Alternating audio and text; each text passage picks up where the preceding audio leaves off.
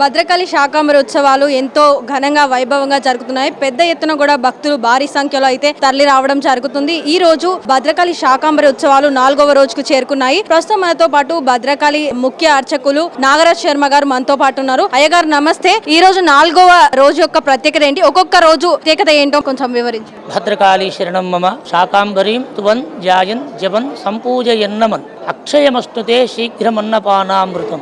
మనకు వేదములు అనేకములు తెలిపినవి, శృతులు స్మృతులు పురాణాలు ఇవన్నిటితోటి ఆధారంగానే మనం దేవతార్చనలు చేస్తాం. అసలు శాకాంబరి ఎందుకు చేయాలి? పూర్వము ఒక యుగంలో అనేక కరువు వచ్చినప్పుడు అందరూ ప్రజలు అల్లాడుతున్నారు. తాగేదందుకు నీరు లేదు, తిందామంటే తిండి లేదు. అటువంటి దుర్భేద్యమైన పరిస్థితులను బాధపడుతూ మహర్షులు, అప్పుడు మనకు ఈ లోకాన్ని మన మహర్షులే మనల్ని రక్షిస్తున్నారు ఇప్పటికీ అప్పటికి ఎప్పటికీ. అందుకే వారి పేరు మనం గోత్రం ఏమిటి అని అడుగుతాము. గోత్రం అంటే ఒక ఋషి, కౌండిన్యుడు అంటే కమండల ఋషి, పాలకుడు పాలకాయ ఋషి. ఈ విధంగా ఆ ఋషులనే మనము ఈ రోజు వరకు కూడా మన గోత్రాలుగా తెలుపుకొనుచున్నాము. మరి ఋషులు ఆనాడు తపస్సు చేసి వారు స్వార్థానికి, మహర్షులు ఎవరు కూడా తమ కోసం ఏది కోరుకోరు. భగవంతుని ప్రార్థిస్తారు. పలాని చోట పలాని మానవులకు కష్టం వచ్చినది, వాళ్ళని ఆదుకోమండి అని భగవంతునికి తపస్సు చేసి ప్రత్యక్షంగా తతోహం అఖిలం లోకం దేహమాత్మ సముద్భవై భరిష్యామి శురా శాఖై రావృష్టై ప్రాణధారకి. జగన్మాత సంతోషపడుతుంది, నా ప్రజలకు కష్టం వస్తే నేను ఊరుకుంటానా అని. ఆ నిమిషంలోనే తన శరీరంలో నుంచి అనేక జలధారలను కల్పించి, నదులను నింపి, అన్ని బావులను నింపి, సువృష్టి అయిన వర్షాన్ని కురిపించి, చక్కటి పంటలు, చక్కటి ప్రకృతిని విరబూయించి, అనేక ఆకుకూరలు, కూరగాయలు, పండ్లు, పత్రి సమస్తమన్నీ కూడా అందించింది. అటువంటి ప్రకృతిని రక్షించినది జగన్మాత కాబట్టి మహర్షులు చెప్పారు, నాయన శాకాంబరిగా అమ్మవారిని ఆరాధన చేసుకోండి, మీకు ఎప్పుడు కూడా కరువు వచ్చినా శాకాంబరిని ఆరాధన చేయండి అని మహర్షుల ఋషిప్రోక్తమైనటువంటి ఒక ఉత్సవం ఇది.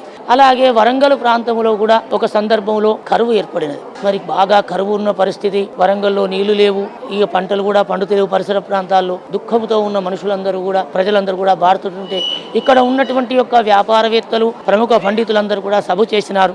ఆనాడు మరి అందరూ కూర్చునేవారు. అప్పుడు గణేష్ శాస్త్రి గారని ఈ దేవాలయ నిర్మాత, వారు దాదాపు 111 సంవత్సరాలు ఆయుర్దాయంతో ఆయురారోగ్యాలతో జీవించి 2011 మొన్ననే ముక్తి పొందినారు. వారు బాగా ఆలోచన చేసి శాకాంబరి ఉత్సవాన్ని వారు ఆరాధన పూర్వకంగా తీసుకువచ్చి ప్రజలందరికీ తెలిపి, అమ్మవారికి మొదటి రోజు కలశముల చేత అభిషేకించి, ఆకుకూరలు కూరగాయలతో దండలు గుచ్చి అమ్మవారి మెడలో వేసి, జగన్మాత మా ప్రజలను, మా వరంగల్ను కాపాడు, నీవే మా ఇలవేలుపు అని ప్రార్థించగానే తెల్లారేసరికి సువృష్టి అయినటువంటి వర్షము కురిచి చక్కటి నదులన్నీ నిండి భద్రకాళి తటాకం మొత్తం నిండినదట. ఆహా, అమ్మ జగన్మాత నీ కరుణా కటాక్షం చేత మా కరువు తీరింది అని నాటి నుంచి 100 సంవత్సరాల పైన అయింది.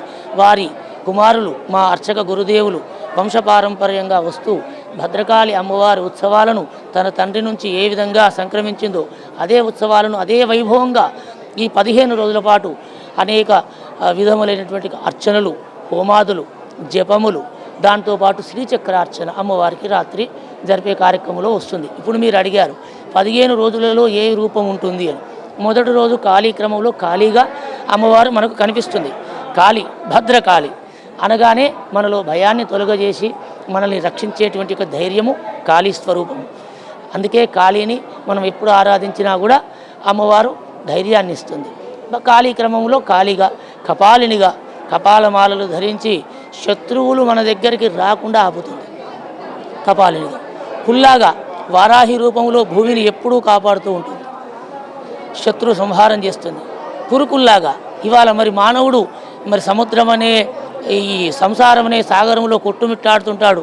ఒకడికి ఆయుష్ ఆరోగ్యం బాగుండదు, ఒకడికి ధనం ఉండదు, ఒకడికి సంతానం ఉండదు. ఈ విధంగా సంసారంలో అనేక బాధలు ఉంటాయి, అనేక కష్టాలు ఉంటాయి. అటువంటి కష్టపడుతున్నటువంటి యొక్క మానవుని నామస్మరణ ధన్యోపాయం నహి పశ్చామో భవతరణి.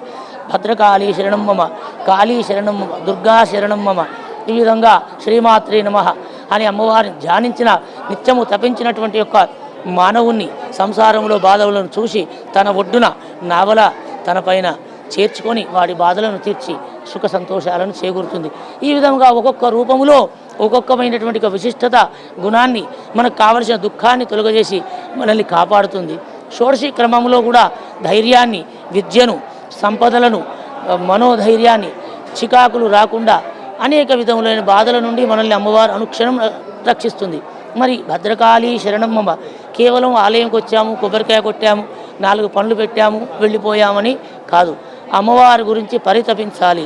ఒక విద్యార్థి పరీక్షల కాలంలో ఒక 10 రోజుల్లో పరీక్షలు వస్తున్నాయి అంటే ఎంత శ్రద్ధగా కదలకుండా కూర్చొని మళ్ళీ అభ్యాసం చేస్తూ ఉంటాడు, వేరే ఆలోచన లేకుండా. అదే తపస్సు, అదే విద్యకు వాని ఉత్తీర్ణుడు అవుతాడు. ప్రథమ శ్రేణిలో విద్యాభ్యాసాన్ని పొందుతున్నాడంటే ఎంత శ్రద్ధగా ఉంటాడో అదే శ్రద్ధతో ఆలయంలోకి రావాలి. వేరే మాటలు మన మనసులోకి చేరకూడదు.